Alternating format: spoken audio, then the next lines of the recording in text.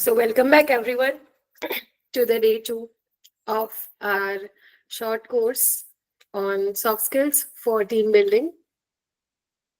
Yesterday we talked about what are the things that make an elite team high performing, the secret language of elite teams, those subtle cues that create trust and psychological safety. Now today we address the other side of the story. Why don't teams pick up? So let's begin with a small story that at a university, the leadership team was reviewing the semester's teaching workload distribution. Okay, that which teacher is going to get how many hours, in which semester, what would be the topics. A junior professor noticed a pattern that female faculties were assigned more first-year classes and administrative responsibilities. She thought it was unfair. She thought of speaking up, but then she hesitated. What held her back? She didn't want to come off as complaining, or she feared that probably she would be labeled as difficult. And she was like, maybe it's just me who's feeling this. Maybe it's not the other person. Maybe it's me just subconsciously projecting my own insecurities. This caused her hesitation, and then she didn't speak up. She said nothing. Later, she shared this story with a colleague in the cafeteria, and her colleague said, I noticed it too, but I also stayed quiet. So, what was the end result? Nothing changed. The female faculty were still assigned more first year classes and admin responsibilities. Now, I want you to take a moment to think of a meeting you were a part of, probably academic or otherwise, and something felt off. You felt that something's not going right, but you hesitated. Maybe a colleague had an idea, but they didn't share it. Maybe there was tension, but no one named it. No one wanted to speak about the elephant in the room. Okay? Because then it might shatter that status quo or that delicate sense of whatever team building you have had. Or maybe you were the one who stayed quiet. So now ask yourself, why didn't they speak up? Or why didn't you speak up? Was it fear, politeness, habit? So in every team, beneath the agenda, beneath the data, there are 3 unspoken questions that people always carry in their hearts. Are we connected? Do we share a future? Are we safe? When the answer to any of these 3 questions is no, what you get is silence. People don't speak up. Okay, so it's not the lack of skill, but the lack of safety. The 3 questions: are we connected? Do we share a future? Are we safe? So today we are going to explore why this happens even in the best of the teams. We'll talk about the psychology of silence and how even good intentions can lead to what's called the spiral of silence. Okay.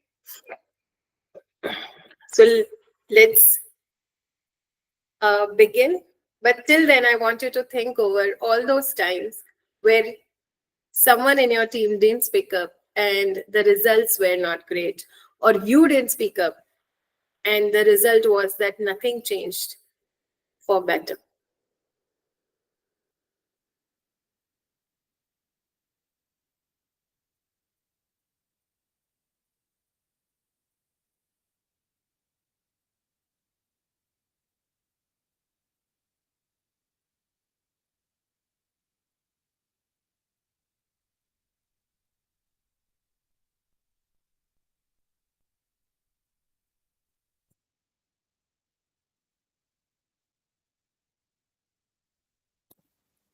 So today we will talk about why don't teams speak up, and we'll have our next session on Monday, just informing. So why don't teams speak up? The 2 main reasons, or the 2 main results that happen are either silence or violence. Either people don't speak up or they act it out. You keep on staying silent for a long time and one day it all bursts out. So these are the twin threats to open communication. Okay. So what's the price of silence? It will cost you innovation and trust. People avoid risk due to fear of judgment. Okay. So yesterday we talked about that a safe space where people are vulnerable, where they can share things with each other. That is where the real power lies. Trust grows in teams that normalize that one should speak up in those situations. Okay, so what is silence and what is violence?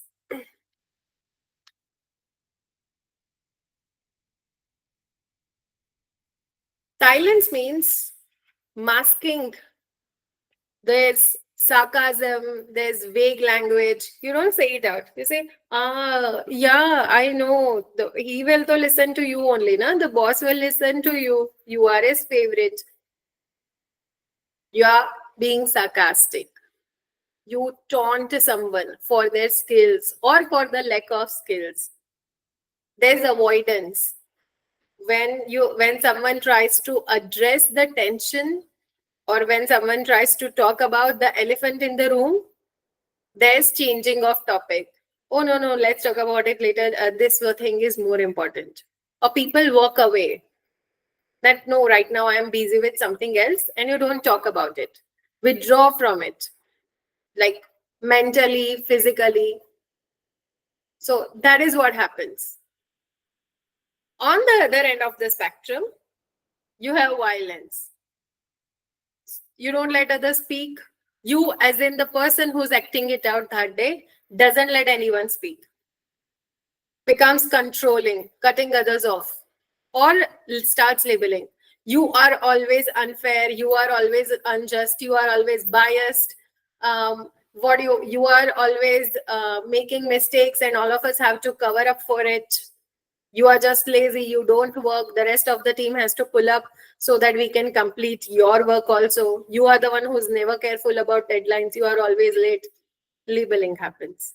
And then there's the last stage that's attacking, blaming, sarcasm, and even digs on their personality, their personal issues, things that probably would have been shared in the times of vulnerability. That is what happens. Okay, so when teams don't speak up, it's either silence or it's violence. So whenever there are such situations, in the book Crucial Conversations, it is said that most people believe that they have only two options. Either you confront the boss and lose your job, or lose your increment, or lose your place in the eyes of the boss, or you remain silent and bear with the injustice silently. But that's not true. Apart from these two poles where we feel that usually it is choice one or choice two, there's no third way. There's one more way called dialogue, which is somewhere between silence and violence. The answer to it is dialogue. What is dialogue? Dialogue is when there is conversation between two people. That is called dialogue. Dia is two. Monologue is mono is one. So when two people sit and discuss things, that is when it is dialogue. And it is not just about addressing all the crucial issues or addressing issues that create a problem. Dialogue is also about talking to each other, not when you don't need to address crucial issues. Apart from it, you also need to connect with each other. So usually in tough conversations, which way do you lean? Are you towards the silence type or are you towards the violence type?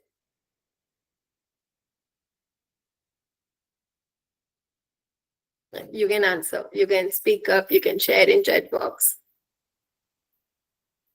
Where do you usually lean to? What's your go-to way? There are only two choices, silence and violence. Or you are someone who has mastered dialogue, then it's the third choice. Guys, it's an interactive session.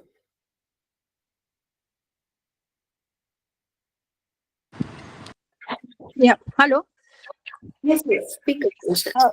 Ma'am, I think dialogue is the best thing, or we can devise a strategy to convey our thoughts to the higher authorities via some medium, through some people whom you feel that the higher authorities listen to them, or you can always converse with your colleagues so that the uh, thoughts reach somehow to the higher authorities, and they tend to think from your point of view also, and some action may be taken, or they can address the situation or the problem which teachers are facing, or in that example you said the lady teachers are facing.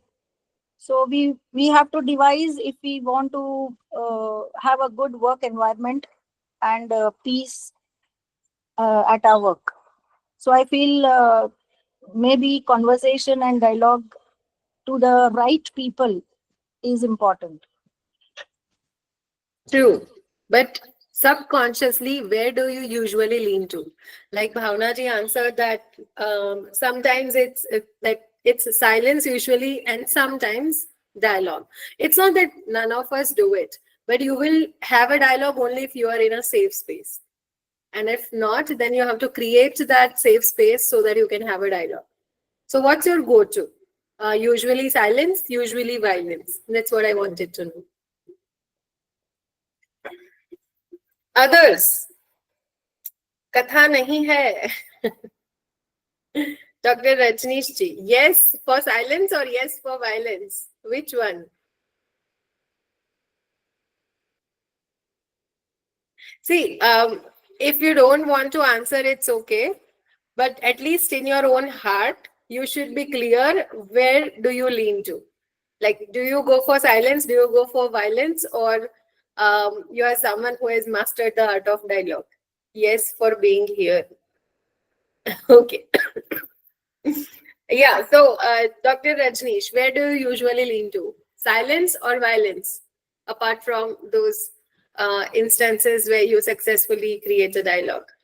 Silence. Okay, silence. See, that's because we know that we are in a professional environment. So we usually don't act out, right? That happens when there's a lot of silence and things buried inside. That one day we burst and then we feel so guilty because we are not sure if they are going to keep us in our job or if they are going to kick us out, right? Professionally, I go for dialogue. Personally, I go for silence. Oh, the reverse. Professionally, you can talk to your colleague, remove your emotions. But in personal situations, emotions are very high. So at that time, probably, we feel that if I speak out, I might just say something more than what's necessary. So it's better to go silent, right? Sometimes that also happens. So thank you all for answering. Now, let's see if we need to create a team where there's dialogue. How do we do that? Before that, I want to show you a video. So don't worry about the audio. I just want you to look at the video. It's Gregory Popovich, the coach of Spurs football team.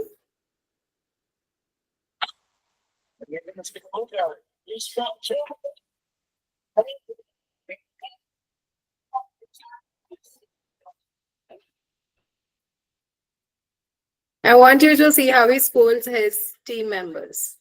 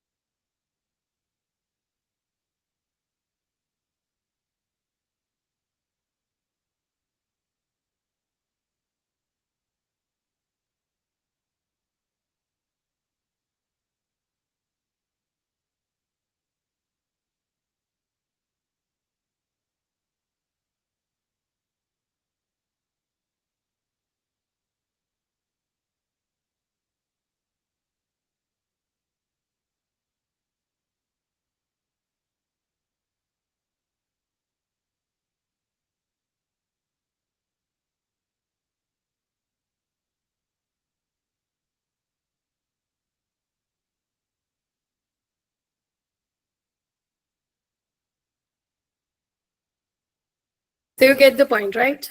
Can I see, what did you see? What did you feel about how he coaches his team?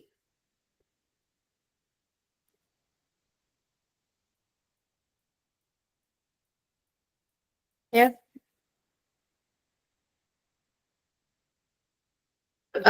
You can say it, you can write it. What did you feel after watching the video?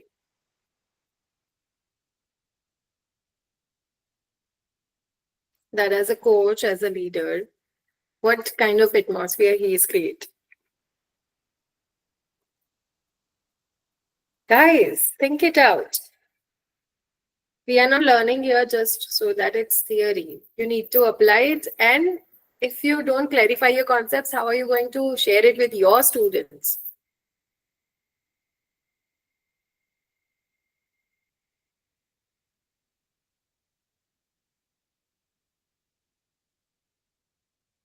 Very expressive, criticizing. Yes. Thank you, Ranjana ji, for answering. What about others? What did you feel when you watched the video? Silence. No. I want you to look at his body language at the same time guiding the moves. Okay.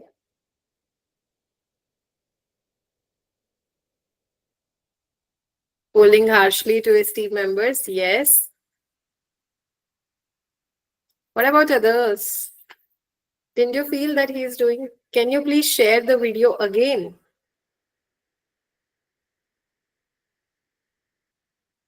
Please be attentive. Please don't put your Bluetooths and forget that this session is on. And you are also supposed to listen. Take a look at it.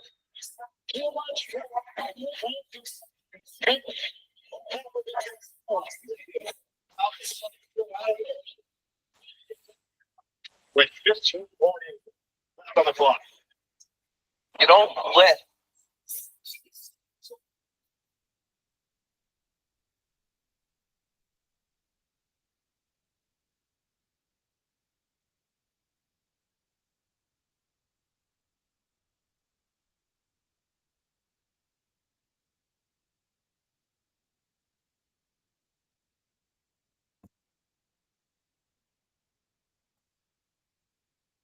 Yeah. So again, what did you feel from his body language? The way he was coaching his team. He was shouting, violence. The situation is do or die, the winning situation. Aggression.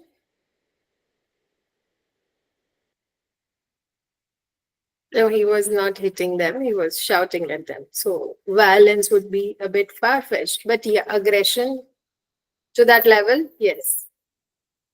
What else?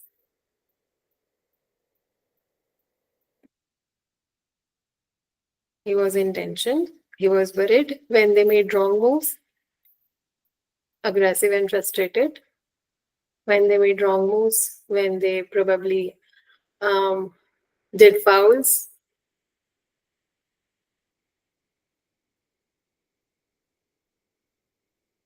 Okay. So we usually believe that feedback needs to be given in a sandwich format. Positive, negative, positive. But culture code says that's not the right way. I'll talk about the right way. It says that when you give a sandwich feedback, what happens is people don't, they focus either only on the negative feedback or only on the positive feedback, depending on whatever their mindset is at that point or whatever they believe about themselves. So the best kind of feedback is when you make a mistake,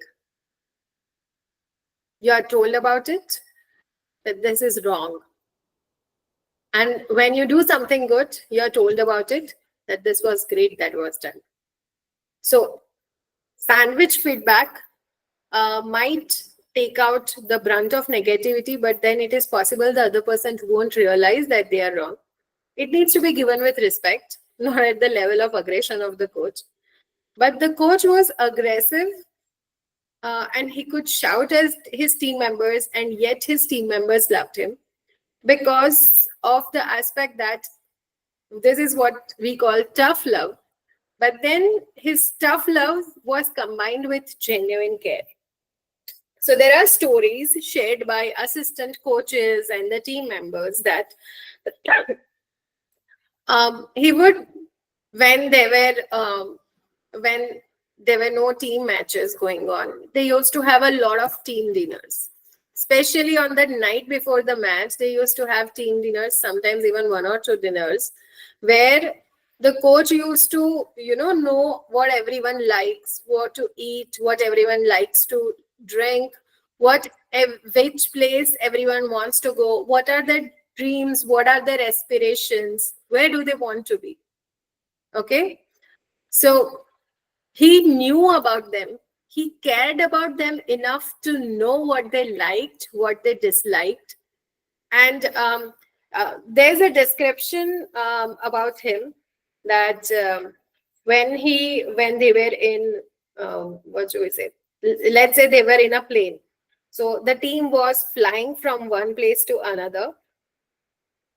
So it's a description by his assistant coach, Gregory Popovich's assistant coach, who is currently the general manager for Brooklyn Nets. He said that you will be sitting on a plane and all of a sudden a magazine lands in your lap. And when you look your eyes, you see it's Pope. He'll be probably, has probably circled things in that magazine in near your hometown. And he would say that you should go to this place. He wants to know if whatever things are written about your hometown are accurate. And he wants to know what you like to eat, what kind of wine you like to drink. Pretty soon he's suggesting places where you should go out to eat, and he's making reservations for you and your wife or girlfriend, like for the team member, the player. And there you go. He wants to know all about it. Like, how was your experience there? What did you like there? This is how it starts and it never ends. Even when he's walking in the practice room, they say that more than a coach, it feels like a neighborhood uncle is walking and he's talking to everyone. He's connecting with everyone. There are family picnics where the families of the players and the family of the coach, all of them are out there together bonding. So when you have that kind of bond, when they make mistakes, you also get tough love. But you can't give just tough love and forget to build an environment where there's genuine care and concern for each other. And I'm not talking about faking it. Okay. So just to show that you care, you say 2 sentences. No, it's about genuine care, because as human beings, like even if my husband asks me, what chocolate do you like? I would realize, at least, we have those emotional leaders. If you are at least connected with your gut and your conscience, and if you have not stopped listening to your inner voice, you would know whether the other person wants a benefit and or wants something from you, and that's why he is asking what your choices are, or they genuinely care about you.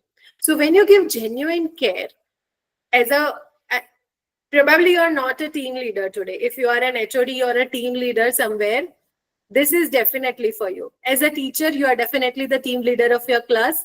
So this is definitely for you.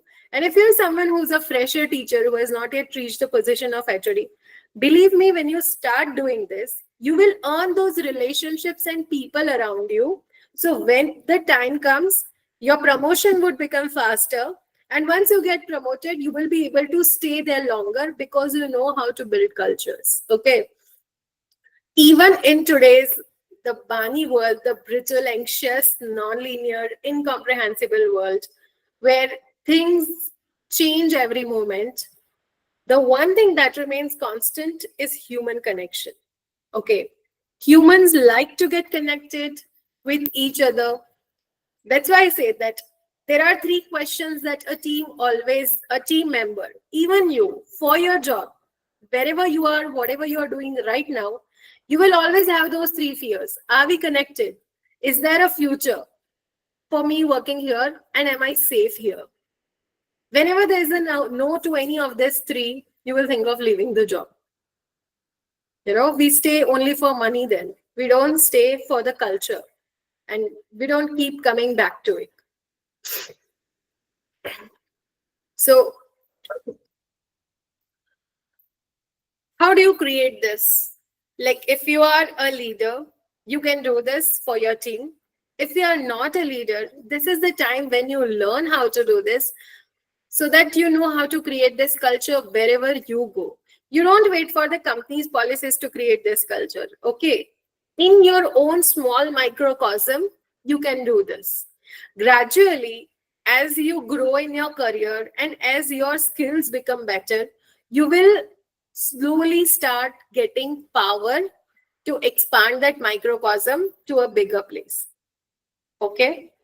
And when you have these skills with you, people can take away your position, people can take away your power, they cannot take away your skills and the people that you have earned.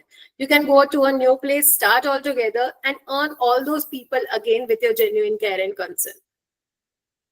So how does a team develop such an atmosphere where everyone genuinely cares about each other, where they are, where they feel safe enough to share their mistakes? The answer is by creating the pool of shared meaning. Both the books, Culture Code and Crucial Conversations, both of them have a section where they talk about the pool of shared meaning. Now, what is this pool of shared meaning? The pool of shared meaning says that imagine there is a pool, okay, and your team is sitting around it. Everyone's ideas, feelings, facts, and stories are a part of this pool. I'm not talking about talent. I'm not talking about skills. I'm not talking about your projects, your lectures, the subjects that you know. I'm talking about the human part of you, where everyone's ideas, feelings, facts, and stories are a part of this pool. The goal of every crucial conversation is to add more water to the pool. Whenever you do a conversation, a dialogue, there should be some addition to the shared pool of ideas, feelings, facts, and stories. The deeper the pool, when it comes to taking critical, crucial decisions, the better would be the decision. Why? Because the trust develops faster.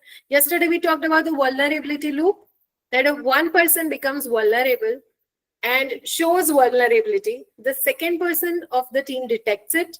He shows back empathy or vulnerability. Now that is detected by the first person and an entire loop is completed, after which trust deepens. So when you have trust between team members, sharing ideas becomes easier. Pointing out wrong ideas with respect also becomes easier. Just think about your best friend. Okay, whosoever has been your best friend, if probably in today's life where everyone's busy with their own worlds, think of your college times or school.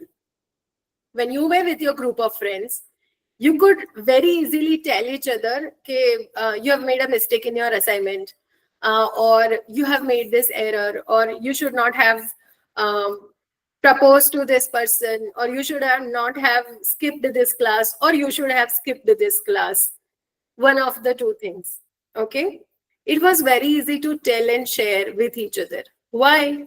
Because your ideas, feelings, facts, and stories were shared with each other every day when probably you were in the cafeteria, when you were probably hanging out with each other after school or after college.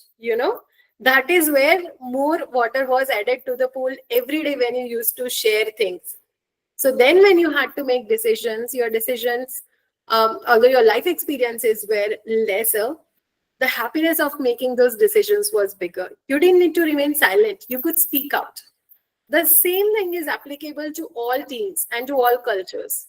So when people stay silent, or when they become violent and dominate over the team, or there's probably one person who's let's say, who has connections with the higher ups. So even the HOD is afraid of speaking against that person.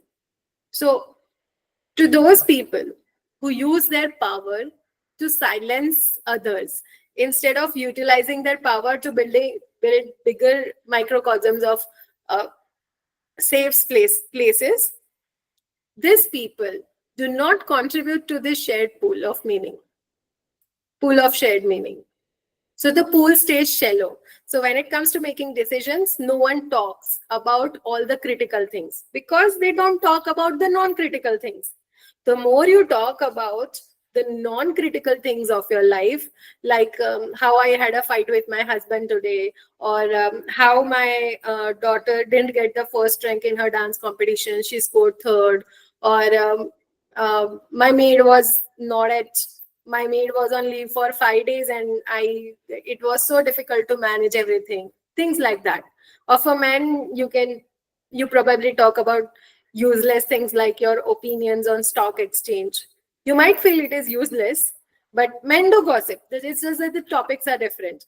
Men gossip about why the Ukraine-Russia war, in which neither of them is going to go to the fight on the border, but still they think and talk about it. These opinions, that my opinion on Ukraine-Russia war is that now Ukraine should stop or now Russia should stop. This is an idea, that is a feeling that is shared, which is contributing to that shared pool, that shared meaning, that pool. And when that pool is deeper, you can share critical things also without being fearful that the other person will embarrass me, or they will judge me, or they will insult me. Okay, so deeper pools, better decisions, shallow pools, poor decisions. But this pool is not of talent, it is of the shared meaning where everyone contributes their ideas, feelings, facts, and stories. Okay, so now again, when this pool is deeper, like Coach Popovich, you can scold your player that you did wrong. They say that the best memory that his assistant coach has is that one day, it was when the team had lost the match very, very badly. The lead players, one of them was had put towel on his head and he was crying in the locker room. Another one was lying down in the locker room like a dead fish and he wasn't waking up. All of them were deep down in grief, and they thought that now they had a reservation for a dinner at one of the best places, best Italian restaurants. They thought that let's skip it, let's go to hotel. Coach said, let's go straight to the restaurant. And in the car with his assistant coach, he went even before them. So he said that he went there. He said, please connect all the tables so that there's a big long table where all the players are sitting in the inner ring along with the coach, and all the family members of the players are sitting in the outer ring. And then he ordered everything that everyone loved to eat and drink, everyone's favorite wines. And then he sat there with his head down as if like it was the saddest moment. And then when he took his head up, it was as if he said, okay, just let it go. And after that, the bus pulled up, all the players came. They didn't talk about the game.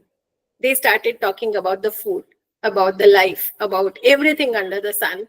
They had their fill, they had eaten, they had drank. And now that, and the coach was walking to each and everyone asking, hey, are you okay? Like, did you have this? Did you have this? What do you want? Like a bride's father in the dulhan ke papa, who has to go down and ask everyone, अच्छा सबने खा लिया, सब ठीक है ना, आपको कुछ तकलीफ नहीं हुई ना शादी में, something of that sort. And then at one point, the talk began about the match. The players cried on the table about losing the match. All the emotions came out, overflew, and they said by the time the dinner ended, by the time it was night, everyone was almost back to normal, that we are a team and we have to go and fight back again. This is what happens when the pool of shared meaning is deep, when people are genuinely concerned about each other in a team. And it is not because of just one person. Everyone also contributes to it. Okay? But then you can be the person who's the catalyst for it. So that's the actual reason why, teams become stronger, cultures develop. So, for example, let's say a curriculum review team was updating learning outcomes. One faculty member had very strong data showing that student struggles, but he felt that probably it wasn't welcome. Yesterday someone said that I thought that they might not be interested in my idea, so I didn't speak up. He stayed silent. So the final draft missed key changes that could have helped. So when everyone contributes their perspectives, decisions are better. When people withhold their ideas, the pool shrinks and the decisions become not so good, which they could have with everyone's perspectives. So there's something called potluck, where everyone brings a dish and all of them share. If there's one person who does not bring a dish, then people miss out on that. It's just like that. Sharing your opinions is putting everything in the pool of the potluck, and then everyone's having a bit of it. More sharing is a smarter team.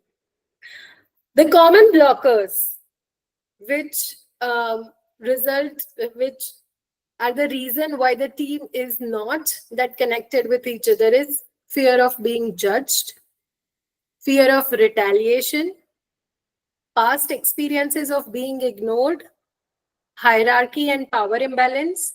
So someone in the power has a lot of power, and all the executives under that person, all the assistant professors, all the fresher professors do not have any sort of power or say in things. Cultural norms, which come in, especially in Indian corporate world. Although people say that, just like in America, let's call each other by name, they still expect to be called sir or madam or something of that sort. Because I really remember 5 or 6 years back, this happened with my husband. His junior colleague didn't call him sir, just say the name, because he works for US company. So the culture is always a question mark for him. Is everyone supposed to call sir and madam to the higher ups or not? Because sometimes they say that just use the name when it comes to email, but when it comes to conversations, they expect that you should call them sir. So he was also confused whether he should call sir to his boss or not, who was anyways 20 years elder to him, but still he had to write the name only in email. So when he thought that I am calling that person sir, why is my junior not calling me sir? My team members, I am the senior manager, why is my team not calling me sir? So that used to worry him, stress him out a lot, till he, of course, worked towards improving his soft skills and stuff like that. So now it doesn't matter to him. But usually in India, this has become a huge problem. People don't know whether they should follow the US format, whether they should follow the Indian format, and at which point your boss would not be happy if you did call him sir or not. So hierarchy, power imbalance, and cultural norms are a very big problem in India. Unless you don't address it out in the open, you will not know what your team members want. And of course, there's lack of encouragement. So in your department or in your meetings, which one is the biggest blocker to creating this kind of culture? Please share. You can speak up, you can write in chat box. It's your time now.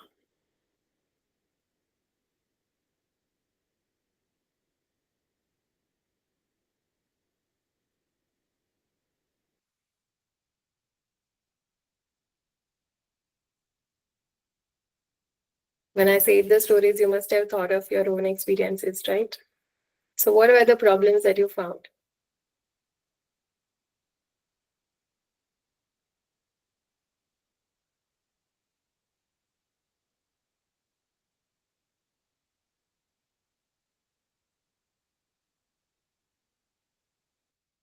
Take your time.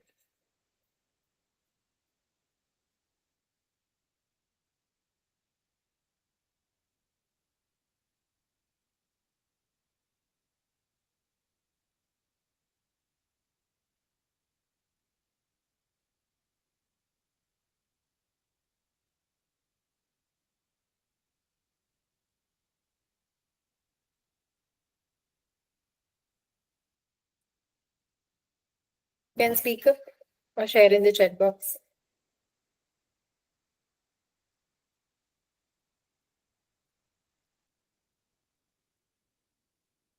Past experience being ignored.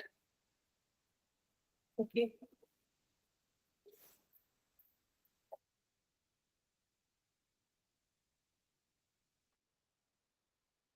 What else?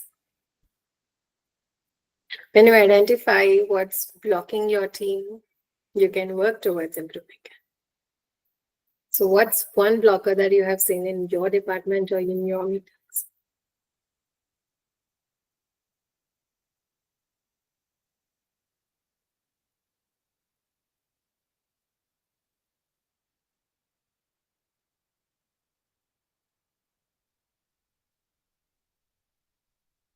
Do we have your bosses here?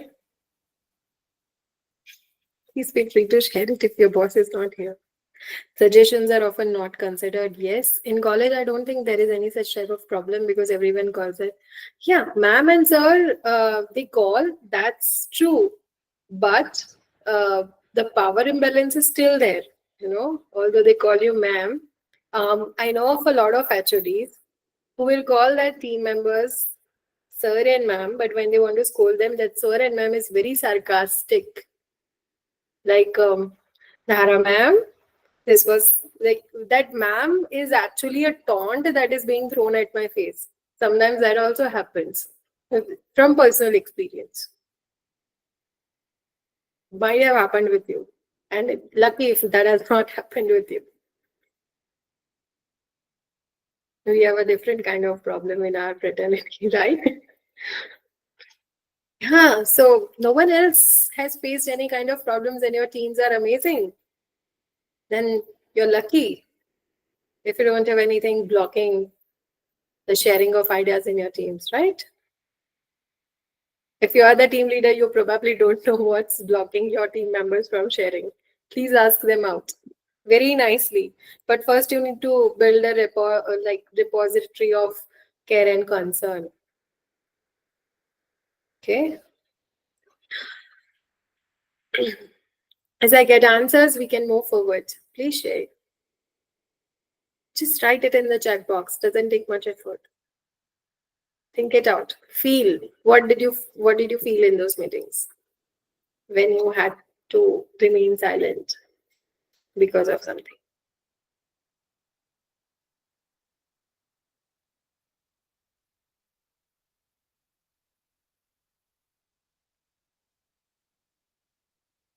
No?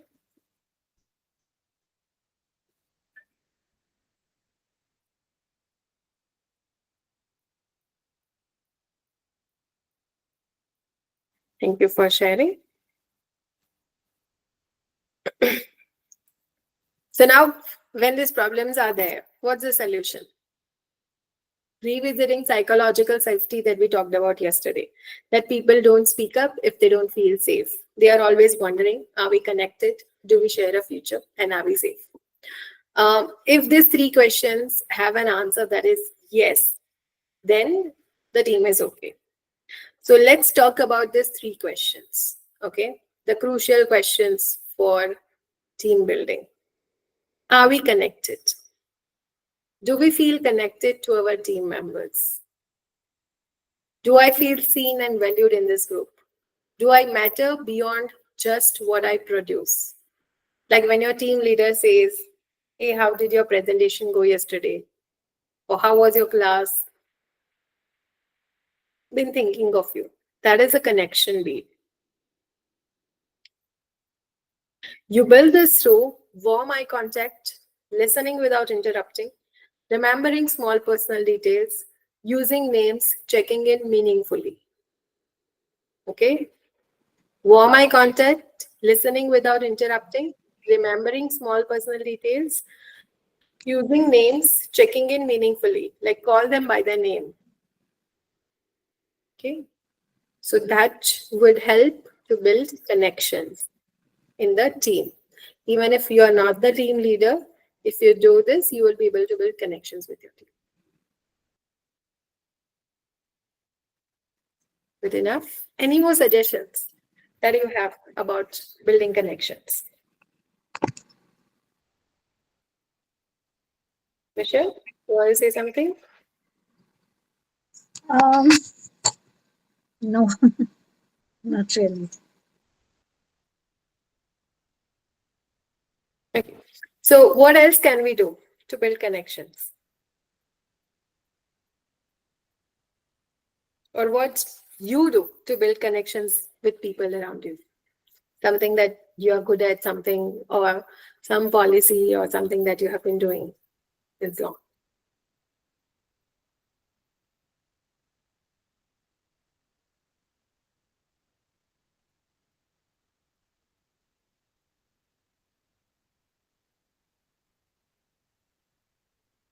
Talking on personal level. Yes. Talking about personal things, listening without interrupting and remembering those personal details. What else? Transparent communication, very, very important. Being honest, not manipulating the other person.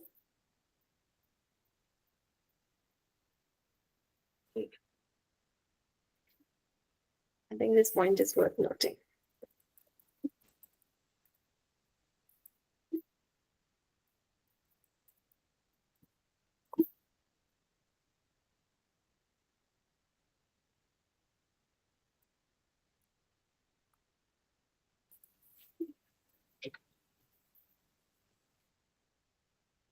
Help them financially and emotionally.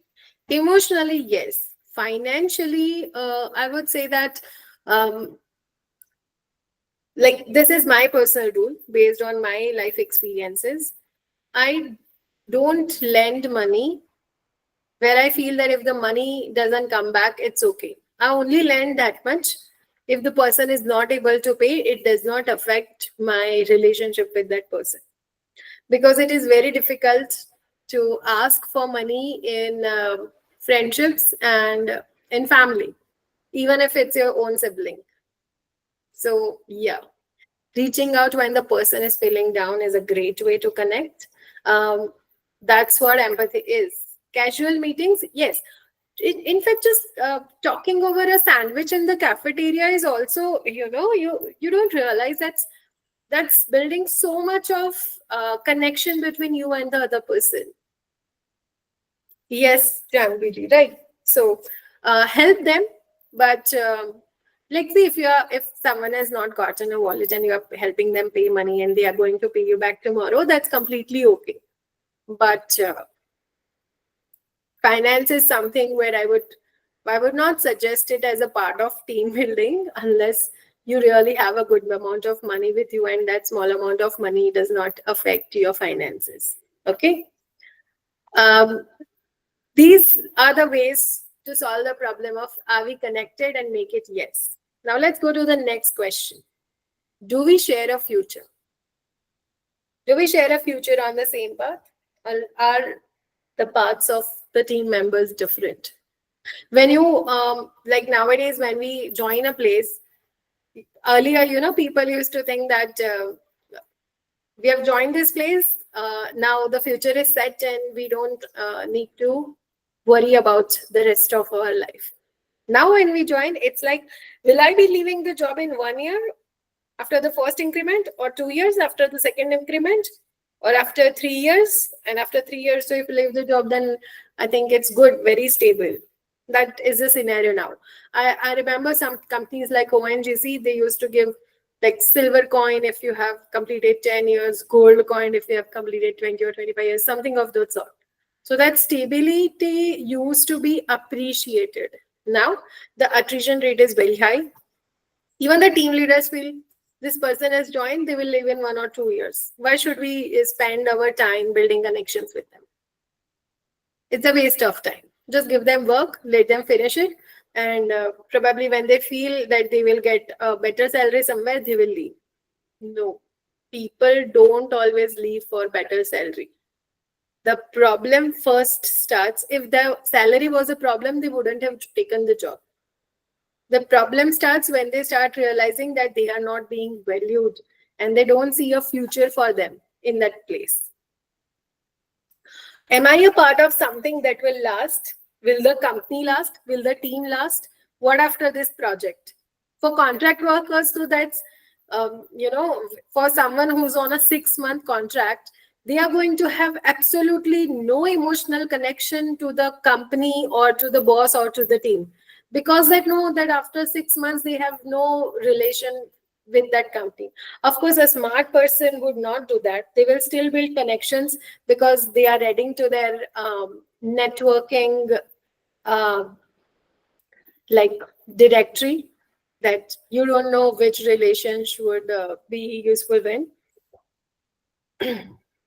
In Gujarati, my mother tongue, these connections are called orkhan. Orkhan is identity. So orkhan is what we say that mari ani jode orkhan che. Mujhe, मैं इसको जानता हूँ. That janna is called orkhan. So my best friend's grandfather, he was principal of a school. He used to say that orkhan એટલે સોનાની Khan. Knowing someone is like a gold mine. That network which you have is the gold mine, which is, it's even more important than money. So do we share a future together with this company, with this team? Will I still belong here if I mess up? If I make a mistake, will they still keep me or they'll kick me out? So when you say that let's try this out together, whether it works or not, we will learn and improve as a team. The team becomes fearless about experimenting and doing new things. Otherwise, they will say that let's be on a safe side. Let's not try something new, because if something wrong happens, then I'm going to get the blame for it. And if something right happens, my boss will take the credit for it. So you build this through talking about long-term goals. Where do you see the team and that person going? So there's an example shared that in the bus where there was an institute which used to train good players. So when they were driving somewhere, like going from one place to another, on the TV of the bus, a player was shown, a very successful player who had previously been a part of that institution. So the coach said that where you are sitting right now, he was also sitting here 3 years back. So that shows them that what their future will be.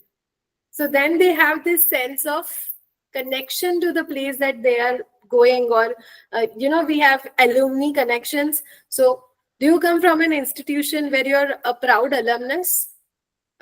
Does your institution have an alumni meet or a place where all the previous students can gather and they take pride in the identity of the place that they have studied?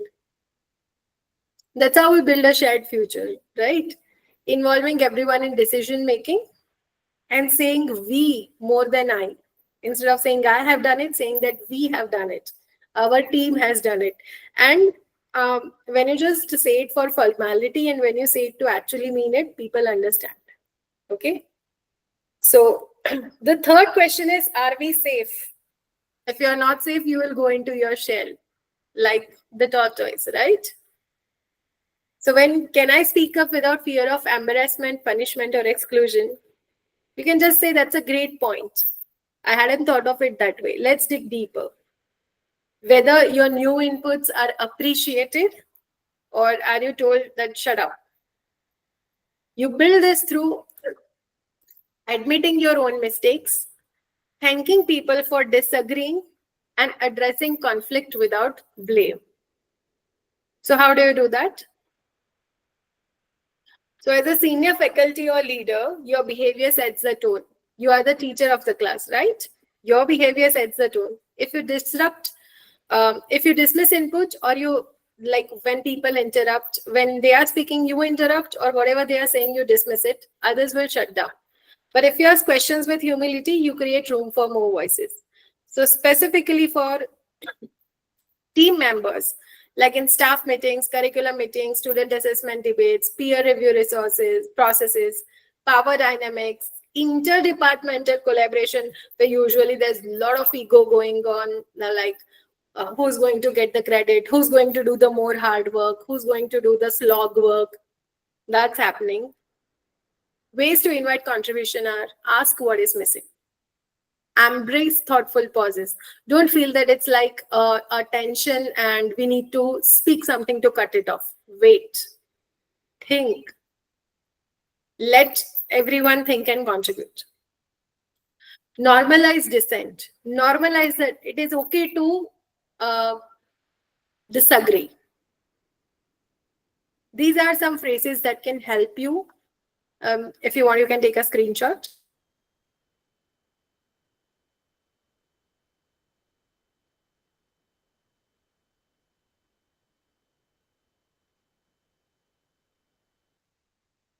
Say that, that's interesting. Tell me more.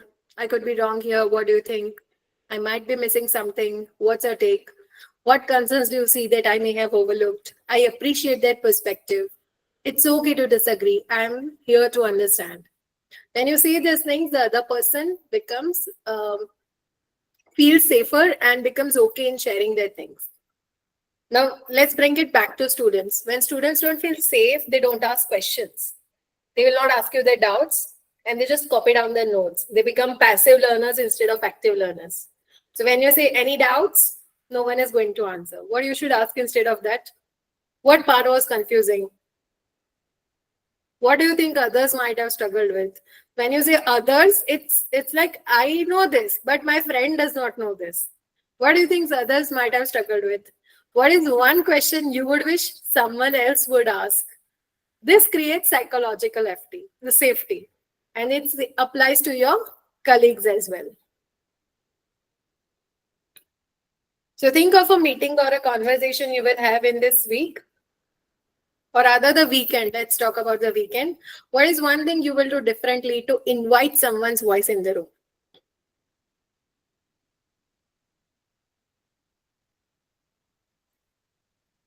Please take a screenshot of it. Please note it down. This is going to be your homework. I'm going to leave the session with this thought that this weekend, invite someone to speak up. If you already have an idea, you can share it in the chat box, or you can say, you can speak also. What's one thing you will do differently to invite someone's voice into the room? To help someone speak up, someone who has been silent or feeling unsafe? How are you going to help them share their views? How are you going to encourage them? How are you going to make them feel safer? Think of it.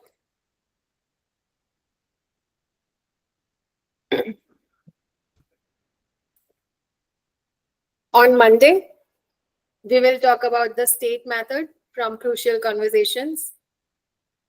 That when emotions are running high or when things are very critical, how do you speak up? How do you create a dialogue? Instead of choosing silence and bearing with the injustice that you feel is an injustice, or acting up, being violent and aggressive, how do you take the middle route? We'll talk about the state method on Monday. Tomorrow and Sunday, there would be no class. On Monday, we will meet again at 11 a.m. in the morning.